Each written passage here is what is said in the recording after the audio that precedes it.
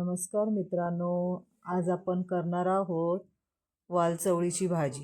ही गावी ही साध्या सोप्या पद्धतीत करतात। कांदा, हिरवी मिरची व्यवस्थित तेलात परतून भाजून घ्यावा आणि ही हिरव्या मिरचीचीच भाजी छान लागते। गावी ह्याच पद्धतीने करतात। मसाल्याची भाजी एवढी खास लागत नाही।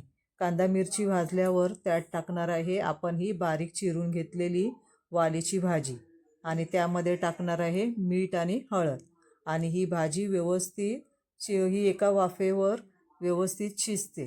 तर ती शिजून झाल्यावर नंतर आपण पाणी सगळे मुरल्यावर नंतर त्यामध्ये टाकणार आहे ओले खोबरे। यासाठी लागते भरपूर प्रमाणात ओले खोबरे। तर ही झाली भाजी आपली अशी रेडी आणि हे आता पाणी बघू शकता पूर्ण सुकले आहे। आता त्यामध्ये मी टाकले आहे ओलं खोबरं। तर ही आता आपली भाजी झाली आहे रेडी। तर तुम्हालाही माझा हा व्हिडिओ आवडल्यास नक्की लाईक करा, शेअर करा आणि सबस्क्राईब करा। भेटू पुन्हा नक्की।